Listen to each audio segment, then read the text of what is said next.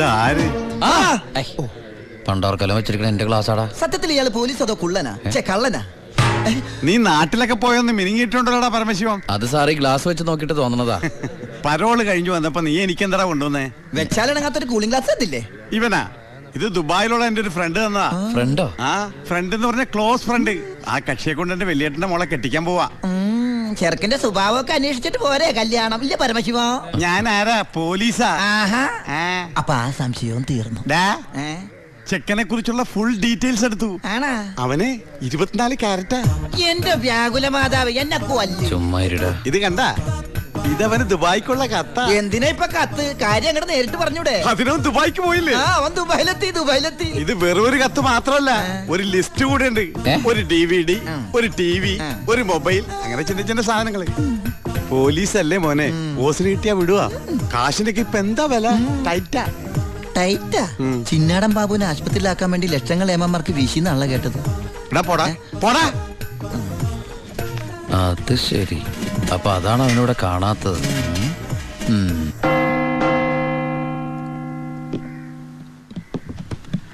സാറേ.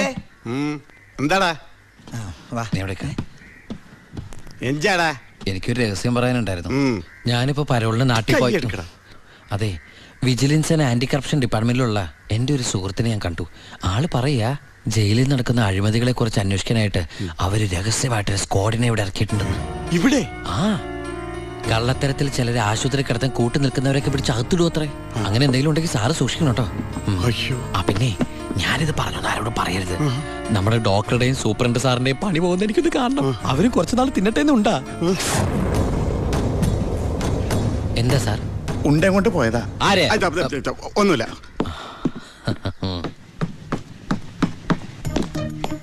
നീ 100 പേര് എണ്ണി തീരുന്നതിന് മുമ്പ് ചിന്നാടൻ ബാബു സെല്ലിലുണ്ടാവും. ചുമ്മാ എണ്ണടോ. 1 2 3. സത്യമാണോടൂ? അതെ സാർ.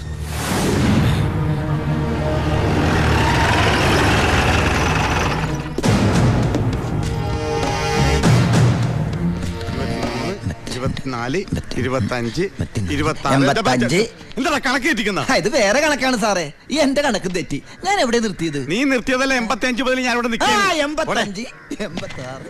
ഞാൻ എവിടെ നിർത്തിയത്? 25.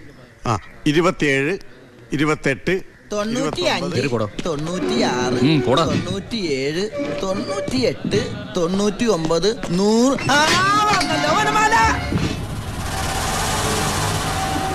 ഹായ്, എവിടെയായിരുന്നു? എവിടേക്ക് അന്വേഷിച്ചെന്നറിയാമോ? പത്രത്തിൽ കൊടുക്കാൻ പോയതാ. എന്താടാ നീ സൂക്ഷിച്ചോ? ഓ എടാ ചിന്നടാ, വാളയാർ പരമശിവത്തിന് സെൻട്രൽ ജയിലിനുള്ളിൽ കാശറിയേണ്ട കാര്യമില്ല നിന്നിവിടെ തിരിച്ചെത്തിക്കാൻ. ബുദ്ധിമതി, വെറും ബുദ്ധി. നീയല്ലേ പറഞ്ഞത് എന്നെ ഇവിടെ ഇട്ട് കൊല്ലൂന്ന്? എന്നിട്ട് ഞാൻ പരോളിന് പോയി തിരിച്ചു വന്നപ്പോ നീ ആശുപത്രി പോയി കിടന്ന പിന്നെ എന്നെ ആര് കൊല്ലും? ഇവൻ എന്നെ മൂടോട്ടാക്കി അടങ്ങുള്ളൂ. മതി പോയി റെസ്റ്റ് എടുക്ക.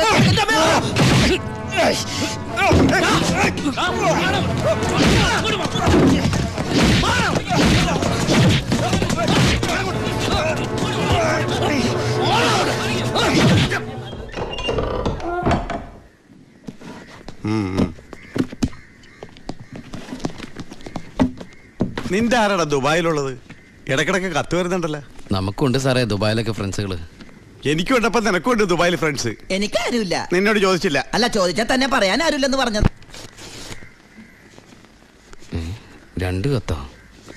From Divakaran, jailer, central jail. ഇതൊന്നും നിനക്ക് ദുബായിലൊക്കെ അയച്ച കത്തല്ലേ? എന്തൊന്നും എഴുതി വെച്ചേക്കണാവോ? എന്തായാലും ഒന്ന് നോക്കിയേക്കാം. പ്രിയപ്പെട്ട എൻ്റെ ഉണ്ണിക്ക്, ഞാൻ ഗോപികയുടെ കൊരങ്ങച്ചൻ കൊച്ചച്ചൻ ജയിലർ ദിവാകരൻ എഴുതുന്ന സ്നേഹത്തോടെയുള്ള കുത്ത്. കുത്തോ? ഈ ജയിലിലെ ശീലം വെച്ച് എഴുതിയായിരിക്കും കുത്തേ. കുത്തും കത്തും തിരിച്ചറിയാത്ത നമ്മൾ തമ്മിൽ നേരിട്ട് പരിചയമില്ലെങ്കിലും എനിക്ക് ഗിഫ്റ്റായിട്ട് DVD, TV, മൊബൈല്, ഇതൊക്കെ അയാളുടെ അപ്പനോടൊന്ന് വയ്ക്കട്ടെ. ബാലുവിന്റെ കത്ത.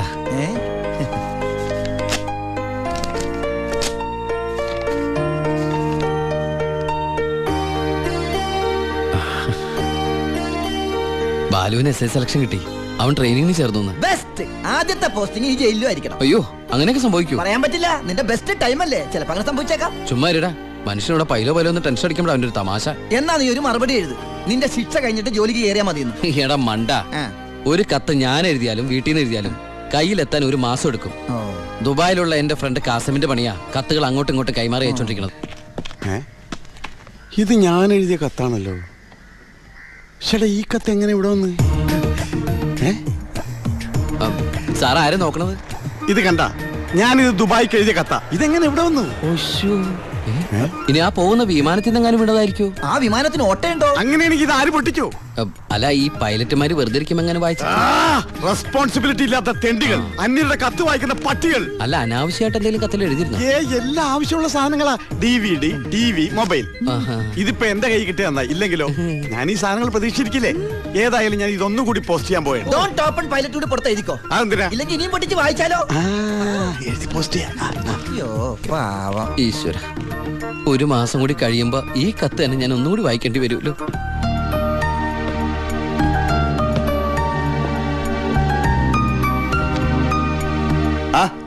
എന്താടോ?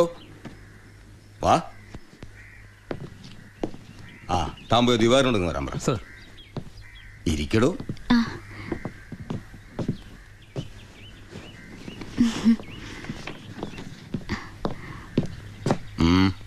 സർ, സി ബ്ലോക്കിൽ ചിന്നാടനും പരമശിവനും തമ്മിൽ വീണ്ടും തല്ലുണ്ടായി. അവൻ പല തവണയായി ചിന്നാടന്റെ മെക്കെട്ട് കയറണം. താൻ പോയി തൂക്കിയെടുത്തോളൂ ആടോ ആ പരമശിവത്തെ. നിനക്ക് എന്തിന്റെ സൂക്കേടാടാ? മറ്റുള്ളവരോട് മര്യാദയ്ക്ക് പെരുമാറാൻ നിനക്ക് ഇവനോട് മാത്രം എത്ര വലിയ സൂക്കേട്? സൂപ്രണ്ടിന്റെ കൈ കിട്ടിയാലുണ്ടല്ലോ പിന്നെ എനിക്കൊന്നും ചെയ്യാൻ പറ്റില്ല. അവനാണെങ്കിൽ സൂപ്രണ്ടിന്റെ ആളും. സാറാരാളാ? ഞാൻ അതളങ്ങ അങ്ങോട്ടും ഇങ്ങോട്ടും അറിയും. എന്താന്ന്? എനിക്കും ജീവിക്കണ്ടോ? അച്ഛന്റെ അസുഖം എങ്ങനെയുണ്ട്? പ്രഷർ പെട്ടെന്നൊന്ന് കൂടി കുഴഞ്ഞു വീണു. ഉടനെ ഇങ്ങോട്ട് കൊണ്ടുവന്നു. ഇവിടെ ഇപ്പോ മെഡിക്കൽ കോളേജിൽ അഡ്മിറ്റ് ചെയ്തിരിക്കുക. അതുകൊണ്ട് നേരിട്ട് പറയാൻ വന്നതാ. ഓ, ഇങ്ങോട്ട് കൊണ്ടുപോടോ. ചെല്ലറങ്ങട്.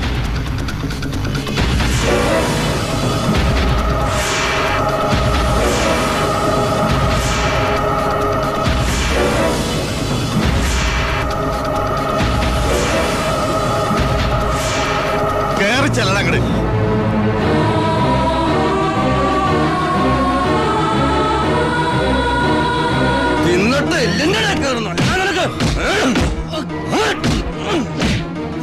മോളെ, നീ പോരും. വാ.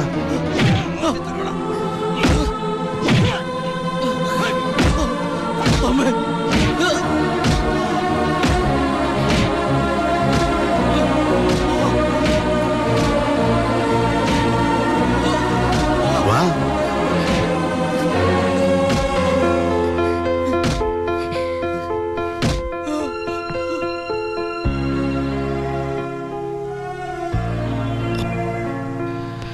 ഇടി കൊണ്ടതിനേക്കാൾ വേദന അവളെ കണ്ടപ്പോഴായിരുന്നു.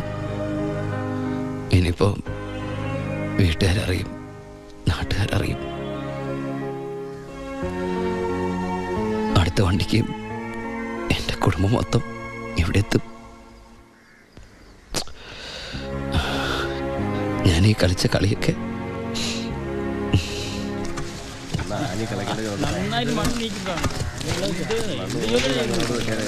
പരമശിവം, നിനക്കൊരു വിസിറ്റർ ഉണ്ട്.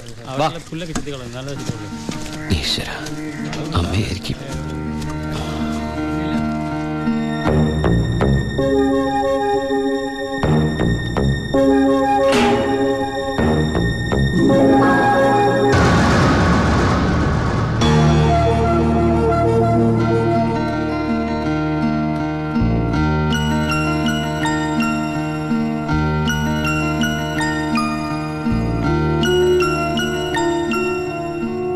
നിങ്ങളുടെ ദുബായ് പൂജപ്പുര സെൻട്രൽ ജയിലിന്റെ അകത്താണെന്ന് ഇവിടെ വെച്ച് കണ്ടപ്പോഴാണ് മനസ്സിലായത്.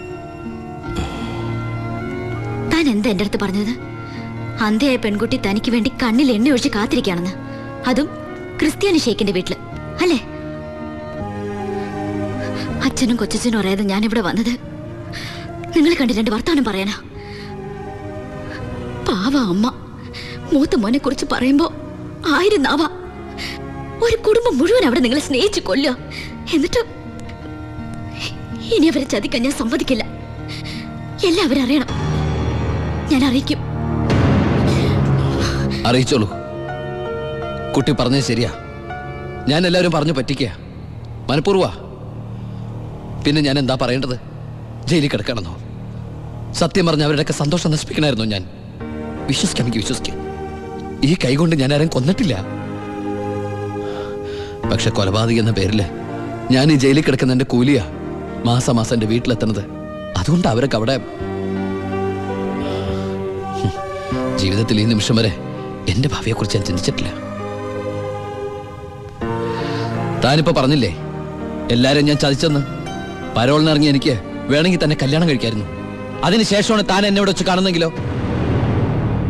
ഞാനൊരു ക്രൂരനും കൊലപാതകമായിട്ട് തനിക്ക് തോന്നുന്നുണ്ടെങ്കിൽ പറയാം, എല്ലാം പറയാം, എല്ലാരോടും പറയാം. ഒരു കള്ളക്കഥയുണ്ടാക്കി തന്നെ ഞാൻ വിശ്വസിപ്പിക്കാൻ ശ്രമിച്ചത് തന്നോടുള്ള ഇഷ്ടക്കുറവുണ്ടല്ല, നിന്നെ എനിക്ക് ഒരുപാട് ഇഷ്ടമായതുകൊണ്ടാ.